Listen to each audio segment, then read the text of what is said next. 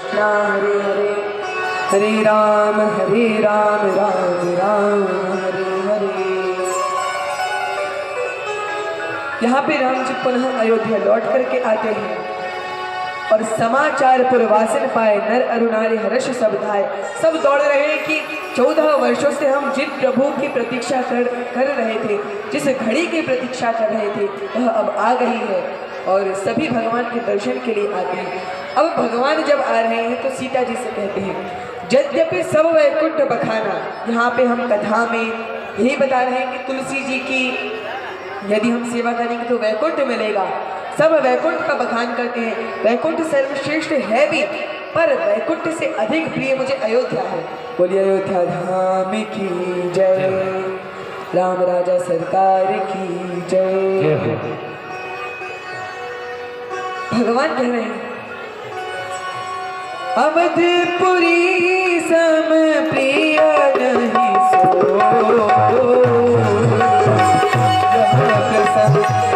जाने को यही पसंद जाने को, जन्मभूमि अवधपुरी सुहावनी हो, उत्तर देसी बह सरयू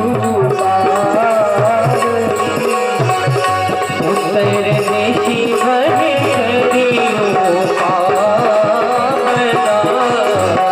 उत्तर देशी बहे हरियो पावना। सरयू माता की भी बड़ी महिमा है। भगवान कहते हैं, अवधपुरी मम पुरी सुहावनी, अयोध्या मुझे अत्यधिक प्रिय है। और यदि अयोध्या, वाराणसी, काशी, मथुरा, वृंदावन इन क्षेत्रों में यदि कोई अपने प्राण धोखे से भी त्याग दे या उनका अंतिम संस्कार वहाँ पे हो जाए तो उसे भी सदा सदा के लिए भगवान के धाम में निवास मिल जाता है। बोलिए सियापति रामचंद्र भगवान की जय। यहाँ पे अब राज्याभिषेक की बात हो रही है कि अब भगवान का राज्याभिषेक करना चाहिए, जिसकी सभी प्रतीक्षा कर रहे हैं कि अब राम जी लौट के आ गए हैं, अब उनका राज्याभिषेक करना चाहिए।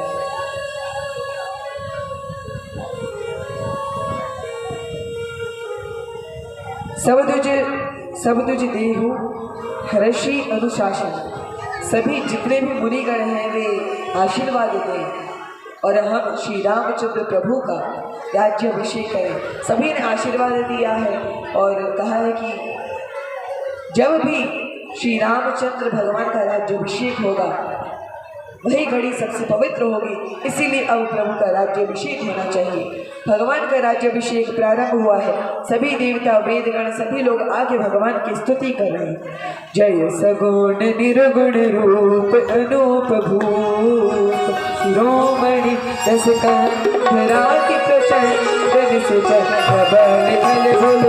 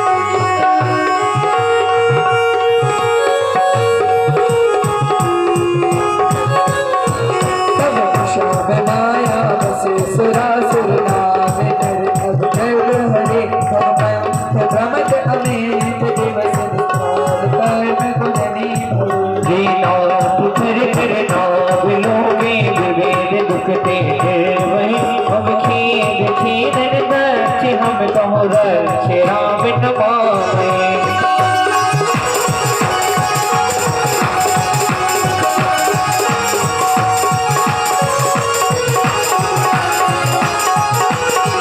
हे ज्ञानवान विमत सब सब हर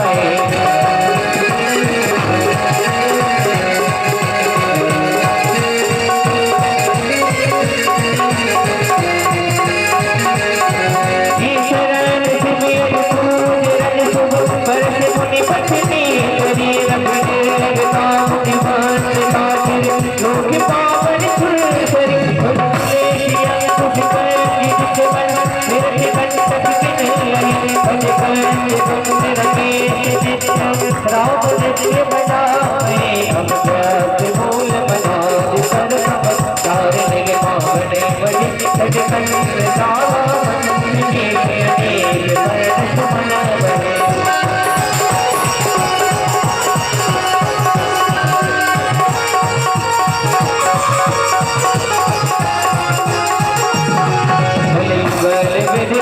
दूर मेरे अकेले यही आंख रही अल्लाह बदले फूल से नवाज के संसार बिटक नवाज हे नाम मेरा पे दुनिया के मनों पे अपने मन पर जाए हे किया खुदा ने नाथ मन सब कुछ गाई करुणाय अपने प्रभु तुझे उठा कर देवी यह बरमाई अपने बच्चे रखे बेकार चरण हमें चरण हमें इस प्रकार से सभी देव, सभी वेद, सभी ऋषिगण आके भगवान की स्तुति करते हैं। और ये सब उत्तरकांड में है। उत्तरकांड में हमें कैसे जीवन जीना चाहिए, उत्तरकांड में हमारे जीवन के जितने प्रश्न हैं सबके उत्तर हैं। इसीलिए जो भी व्यक्ति, जो भी मूर्ख व्यक्ति यह कहता है कि उत्तरकांड कभी नहीं पढ़ना चाहिए, वह सही नहीं है। उत्तरकांड हमें जीवन किस प्रकार से जीना चाहिए, धर्म क्या है, भक्ति क्या है, सब बातें उत्तरकांड के अंदर है।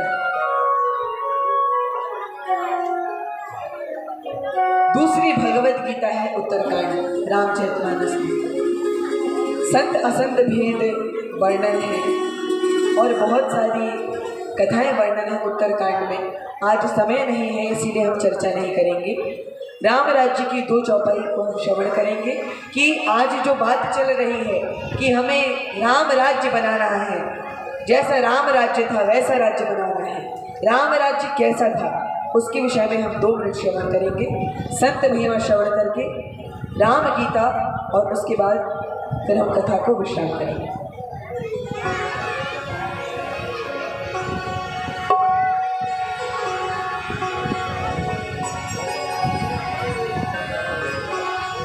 दैविक दैविक भौतिक तापा, भौतिक तापा राम मेरा नहीं आहु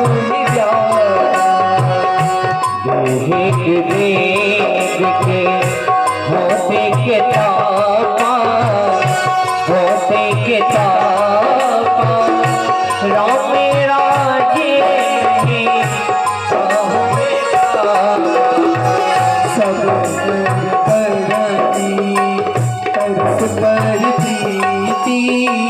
परस्पर प्रीति चलहि सुधर निरत शोभिनी।